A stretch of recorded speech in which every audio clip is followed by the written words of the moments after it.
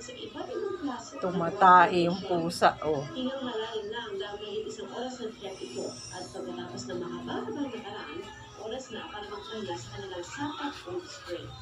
Last stop, let's G sa Sultan Malabo at Sultan Ski. At lumabas ang Tumay? Paragnay at Parasay. Paalala mo you always leave no trace behind. Baunin lang ang magagandang alaala at gawing inspirasyon para sa iyong bucket list.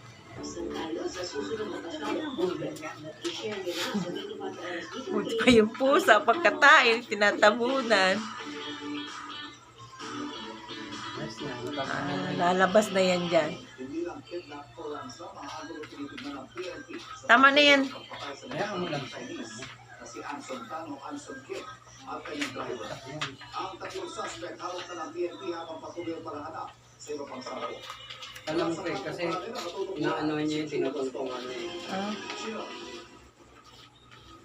Kantatay siya hanggang minaamoy siya din. Sa press conference ng PNP, pinakita at pinangalanan ni PNP spokesperson Police Brigadier General Eric Paardo ang mga suspect. Bababa na yan. Kaya pati yung pinag-aanuhan niya yan. Mo? Wala yung buhangin dyan. Sus, mayro. Inaresto naman sa Ojas Palawan kahapon sina Richard Austria, David, alias Richard Tan, the driver daw. Laka, sige! Trademark Datipista.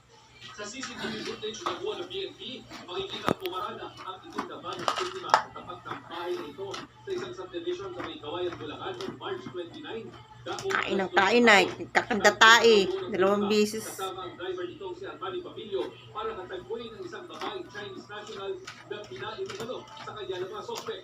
Sa mismong araw na yun, may CCTV footage na nakita si Garcia na ang nagmamaneho ng isang laman ng biktima.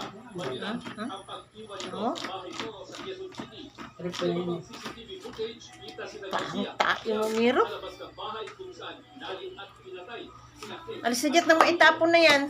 May dalawang ibang mag-Chinese national na kasama ng grupo na itinuturing ng principals. Bukod pa ito sa mga itinuturing na mastermind ng krimen.